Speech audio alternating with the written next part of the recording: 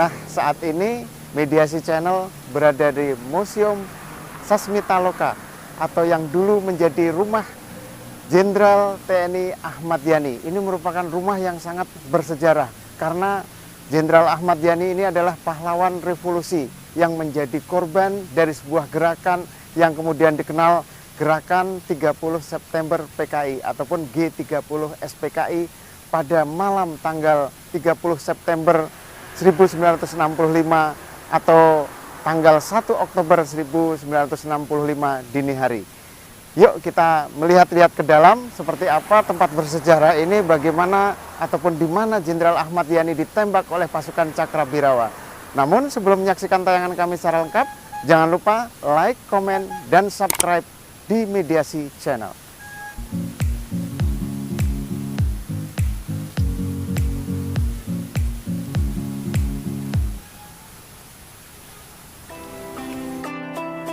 Nah, ini kita sudah masuk rumah yang sangat bersejarah, yaitu rumah dinas Jenderal Ahmad Yani yang sekarang dijadikan sebagai Museum Sasmitaloka.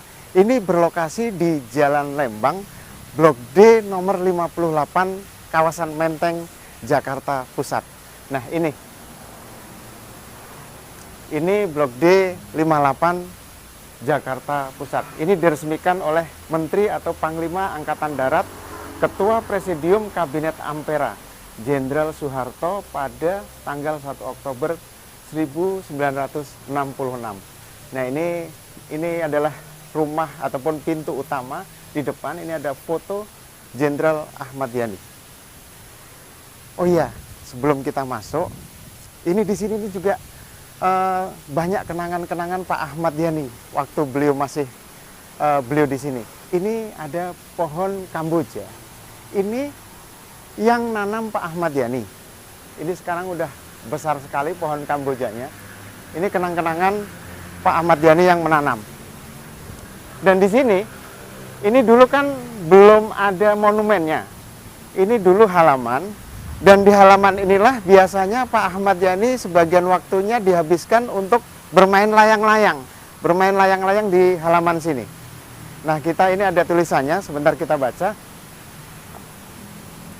Ini adalah Ahmad Yani, lahir tanggal 19 Juni 1922 di Bagelen, menjabat sebagai Menteri Panglima Angkatan Darat sebelum peristiwa Gestapo PKI 1965. Kiprahnya dalam meredam perlawanan PRRI menjadikannya dikagumi Bung Karno. Sebaliknya, penolakannya atas pembentukan Angkatan Kelima Buruh dan Tani yang dipersenjatai membuatnya menjadi target komunis dalam peristiwa G30 SPKI. Menjadi pahlawan revolusi diabadikan di Monumen Pancasila Sakti Lubang Buaya, Suku Dinas Kebudayaan Kota Administrasi Jakarta Pusat, tahun anggaran 2011. Oh ya, Mediasi Channel juga mengucapkan terima kasih banyak kepada Dinas Sejarah Angkatan Darat yang sudah memberikan izin untuk kami meliput ataupun mengambil konten di Museum Sasmitaloka yang merupakan rumah dinas Jenderal TNI Ahmad Yani. Dan ini, museum ini sudah dibuka karena ini PPKM ini sudah level 2. Jadi memang sudah dibuka setiap hari mulai jam kerja tentunya. Ini di sini juga ada tulisannya Sasmitaloka, pahlawan revolusi. Nah, sebelum kita masuk ke museum atau rumah dinas Pak Ahmad Yani, kita santai sejenak di samping rumah. Ini adalah samping rumah kediaman beliau. Dan di sini ada ayunan. Ini ayunan otentik, masih dari dulu nih. Ini adalah ayunan tempat bermain putra-putri dan keluarga Pak Ahmad Yani. Nah, di sinilah ada 2 ayunan. Oke. Jadi ini hanya dicat aja. Kalau bentuk dan ayunannya memang masih yang dulu. Nah, ini kita tadi masuk dari pintu gerbang yang sebelah sana. Dan kenapa tidak dari sini? Ini karena tidak dibuka ini. Karena ini dulu adalah pintu gerbang di mana pasukan Cakrabirawa masuk ke kediaman Pak Ahmad Yani. Nah, yuk kita langsung masuk aja ke dalam museum. Ketika kita masuk, ya kita harus isi buku tamu dulu. Mas, selamat siang Mas, mohon izin. Selamat siang. Iya. Oh, silakan. Tapi sebelumnya Oh iya, pakai baik.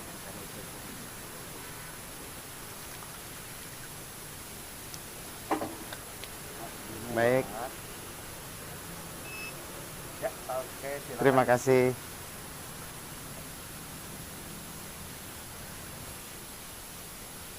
Baik, baik, mohon Silakan, izin. nanti masuknya lewat pintu belakang. Baik. Sebelum masuk untuk alas kaki juga pas ya. Baik, Monggo, silakan. baik. Kita ini mediasi channel ini memang senang ya untuk meliput ataupun menayangkan tempat-tempat bersejarah. Ini adalah salah satu tempat bersejarah. Untuk apa?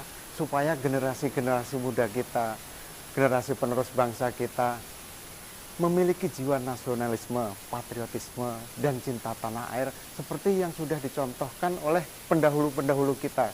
Nah, salah satunya adalah Pak Jenderal Ahmad Yani. Nah, sebelum kita masuk ke museum, ini kita lihat di sebelah kanan saya ini ada mobil. Ini adalah mobil pribadi beliau yang dulu sering digunakan beliau. Ini adalah mobil kesayangan sehingga mobil ini juga ditaruh di museum. Ini adalah jenis Chevrolet. Ya. Ini dulu pasukan Cakrabirawa masuk melalui pintu belakang. Karena kejadiannya masih pagi, yaitu jam 4 pagi. Jadi ini di dalam ini kan barang-barang yang ada di dalam masih barang-barang ori semua. Jadi ketika masuk sini, sepatu ataupun alas kaki kita harus kita buka. Karena ini kan museum tempat umum, siapa lagi yang menjaga kalau bukan kita semua. Jadi masyarakat, pengunjung sudah diberikan izin masuk untuk melihat-lihat museum, jadi juga harus ikut membantu menjaga, merawat, dan melestarikan museum ataupun tempat bersejarah ini. Yuk kita masuk. Nah, ini adalah ruang di mana dulu ada namanya asisten rumah tangga, Ibu Mila, asisten rumah tangganya Pak Yani, menemui pasukan Cakrabirawa ini di sini. Ketika itu Ibu Mila ditanya apakah ada Pak Yani. Nah, kebetulan ada putranya Pak Yani, yaitu putra ragilnya Pak Edi. Nah, Pak Edi ini duduk di sini. Ketika duduk di sini, Ibu Mila meminta kepada Pak Edi untuk membangunkan sang ayah, yaitu Pak Yani. Nah, ini adalah ruang yang dulu ini biasa dijadikan sebagai tempat bercengkerama, bersantai bersama keluarga. Ini sekarang setelah dijadikan museum, tempat ini dijadikan sebagai ruang dokumentasi. Ini foto-foto beliau, kejadian-kejadian pada waktu itu. Inilah dokumentasi-dokumentasi. Mari kita lihat ke sini. Ini juga foto-foto semua, dokumentasi. Dan ini ada sebuah ruangan. Di sini ada ruangan, ini ruangan tempat adalah koleksi baju-baju ataupun pakaian dinas para pahlawan revolusi. Salah satunya adalah baju atau pakaian dinas Jenderal Ahmad Yani. Ini ada koleksi-koleksinya. Nah, kita langsung ke ruangan. Nah, di ruangan ini juga tadi ini yang saya bilang bahwa sekarang dijadikan sebagai ruang dokumentasi. Ini adalah ruang bercengkrama keluarga Pak Yani. Di sini juga Pak Yani menemui pasukan Cakrabirawa, yang kemudian ketika Pak Yani diminta untuk menghadap Presiden Soekarno pada waktu itu, Pak Yani mau ataupun hendak mandi dulu sebelum menghadap Presiden Soekarno pada waktu itu. Nah, ketika ini kita masuk ke ruangan beliau di sini. Nah, di sini pasukan Cakrabirawa minta agar Pak Yani tidak mandi dulu. Namun Pak Yani tetap kekeh. Nah, ketika Pak Yani mau masuk ke ruangan, pasukan Cakrabirawa juga terus mengikuti Pak Yani. Dan ketika Pak Yani hendak membuka pintu ruangan ini, pasukan Cakrabirawa berteriak, "Sebaiknya tidak usah mandi, Jenderal." Nah, Pak Yani menjawab lagi, "Paling tidak cuci muka dulu." Nah, ada lagi satu lagi pasukan Cakrabirawa itu menjawab lagi, "Tidak perlu." Nah, ketika itu Pak Yani langsung marah dan merebut senjata pasukan Cakrabirawa dan menamparnya sampai pasukan Cakrabirawa itu terjatuh. Dan senjata itu dikembalikan lagi. Dan Pak Yani kembali balik badan lagi dan masuk. Ketika masuk, nah ini, nah ketika masuk sini, pasukan Cakrabilawa terus mengikuti, dan ada yang nembak Pak Yani udah nutup pintu dari sini, dan pasukan Cakrabilawa nembak Pak Yani dari luar. Ini adalah kita kembali lagi dari luar. Nah ini dari luar sini, ini ada 7 peluru yang menembus pintu kaca ini, dan 5 tembus, yang 2 tetap bersarang di badan Pak Ahmad Yani.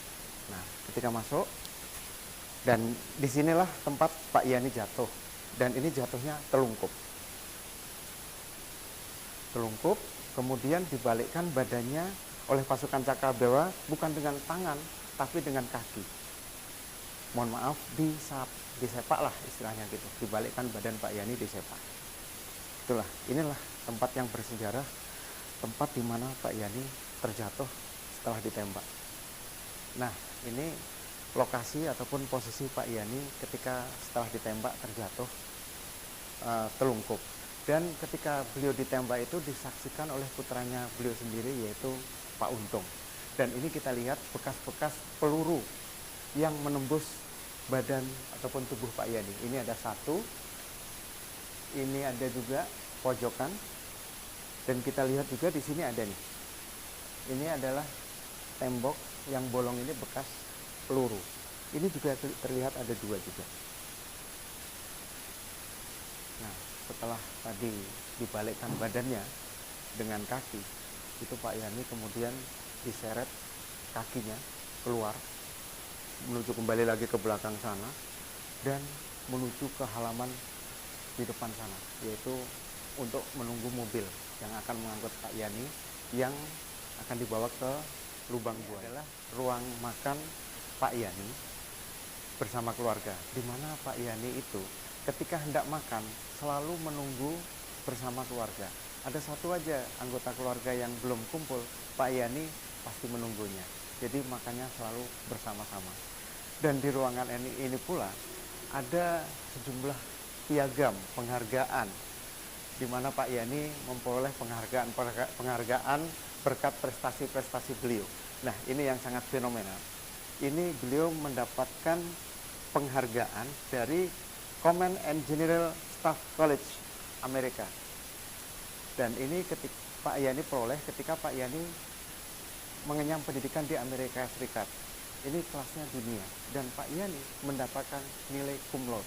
Dan ini membuktikan bahwa Pak Yani memang betul-betul seorang jenderal yang sangat cerdas, jenderal yang sangat brilian. Dan kita berharap generasi-generasi kita menjadi Pak Yani yang akan datang, menjadi tokoh yang sangat cerdas, tokoh yang sangat brilian. Oke, kita room tour ke ruangan yang berikutnya. Nah, ini adalah ruang tamu khusus Pak Jenderal Ahmad Yani. Disinilah Pak Yani menerima tamu-tamu khusus. Dan ini juga merupakan tempat yang bersejarah, karena di tempat ini juga Pak Yani menerima tamu terakhir kalinya, yaitu Pangdam Brawijaya Mayor Jenderal Basuki Rahmat. Ketika itu, ini malam kejadian, berarti tanggal 30 ke malam 1 Oktober 1965. Ketika itu Pak Basuki Rahmat, Mayor Jenderal Basuki Rahmat melaporkan kejadian di Jawa Timur, yaitu pengerusakan kantor Gubernur Jawa Timur oleh PKI dan Gerwani. Jadi Pak Basuki Rahmat melaporkan ke Pak Ahmad Yani, dan Pak Ahmad Yani supaya melaporkan ke Presiden Soekarno pada waktu itu. Dan memang sudah teragendakan bahwa Pak Ahmad Yani akan melaporkannya tanggal 1 Oktober pukul 9 pagi. Namun ternyata jam setengah 5 kediaman Pak Ahmad Yani ini didatangi oleh pasukan Cakrabilawa yang kemudian menembak Pak Ahmad Yani. Dan di ruang tamu ini juga ada sebuah lukisan besar, yaitu ilustrasi dari film G30 SPKI, di mana Pak Yani menempeleng pasukan Cakrabilawa yang tadi kita sebutkan di depan tadi. Dan lukisan ini dilukis oleh Omar YH pada tahun 1967. Dan kita ke ruangan selanjutnya. ini ada sebuah ruangan juga, ruangan di depan ini. Ini adalah tempat Pak Yani bersantai. Ini ruang, bisa dibilang tempat Pak Yani ngopi, bersantai. Ini disinilah ruangannya, kecil. Ini ada akuariumnya. Ini juga akuarium ini asli, masih ketika Pak Yani di sini, ini sampai sekarang masih ada. Kita ke ruangan selanjutnya. Nah, ini adalah pintu utama. Dari depan ini adalah pintu utama. Ketika masuk ke pintu utama, di sini langsung terdapat ada ruang tunggu tamu. Ruang tunggu tamu, ketika tamu masuk, langsung melapor ke ajudan. Jadi di sana ada ruang ajudan. Nanti kita akan masuk ke sana. Dan ini adalah ruang tunggu tamu. Ketika sudah diizinkan Pak Yani, ketika ajudan tadi sudah melapor ke Pak Yani dan Pak Yani berkenan menerima tamu itu, baru tamu menuju ke ruang tunggu khusus yang ada di dalam tadi sana. Ini adalah ruang tunggu ini, seperangkat ataupun satu set meja, kursi dan lain-lain ini termasuk karpetnya ini masih asli. Ini bukan baru tapi masih asli ketika Pak Yani masih mendiami rumah ini. Dan ini ada satu surat yang sangat, menurut saya memiliki makna yang sangat mendalam, yaitu tulisan tangan beliau yang terdapat di dalam buku catatan atau buku harian beliau. Mari kita baca apa tulisan beliau. Ini bacanya, kenapa saya menjadi prajurit? Karena saya patriot. Kenapa saya patriot? Karena saya cinta tanah air saya. Dan ini memiliki makna yang sangat mendalam. Mari kita ke ruangan berikutnya, yaitu ruang ajudan. Ini adalah ruangan ajudan beliau yang tadi ketika tamu datang lapor ke ajudan, dan ajudan melaporkan ke Pak Yani. Ketika Pak Yani berkenan menerima tamu tersebut, maka tamu itu dipersilakan masuk ke ruang tunggu khusus. Di ruang ajudan ini juga terdapat koleksi-koleksi buku kesayangan beliau. Ini buku-buku yang selalu dibaca beliau. Dan di sini juga ada koleksi foto-foto kunjungan ataupun lawatan beliau ke luar negeri. Ini kunjungan ke Palestina dan Afghanistan. Dan ini ada plakat-plakat, sejumlah plakat yang lain. Ini juga kursi dan mejanya juga masih asli. Di museum ini juga 90% meja, kursi, tempat tidur dan lain-lain itu masih bisa dikatakan masih asli semua. Ketika Pak Yani masih mendiami rumah dinas ini. Mari kita ke ruangan selanjutnya. Nah, ini adalah ruang ataupun kamar tidur utama Jenderal Ahmad Yani.